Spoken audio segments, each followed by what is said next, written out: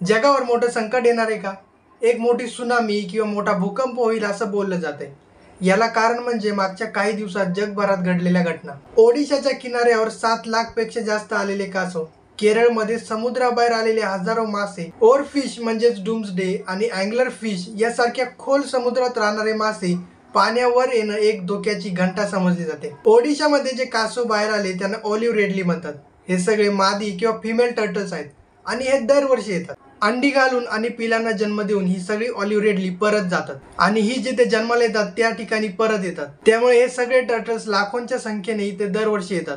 त्यामुळे ही घटना जगाच्या विनाशासाठी कारणीभूत ठरणार नाही. ओरफिश सारख्या अति खोल समुद्रात राहणाऱ्या माशाचं पाण्यावर येणं ही एक मोठी घटना समजली जाते. कारण जपानी लोकांच्या मते जेव्हा जेव्हा असा ओरफिश बाहेर येतो तेव्हा तेव्हा एकतर सुनामी होते किंवा मोठा भूकंप होतो. पण रिसर्च असे सांगते की जेव्हा समुद्रामध्ये सिस्मिक ऍक्टिव्हिटी होतात तेव्हा असे ओरफिश बाहेर येतात. आणि रिसेंटली समुद्रात अशी सिस्मिक ऍक्टिव्हिटी जानेवारी महिन्यातच झाली होती. अँगलर फिश जो अति खोल समुद्रात असतो तो काही दिवसापूर्वी सरफेसवर पोहताना दिसला, पण थोड्याच वेळामध्ये तो मेला.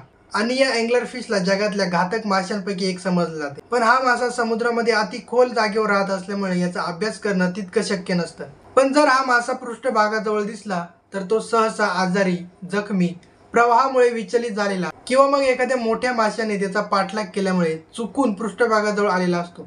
त्यामुळे या सगळ्या घटनांमुळे जगावर एखादं मोठं संकट येणार आहे असं जे बोलतात त्याला काही ठोस पुरावा मिळत नाही.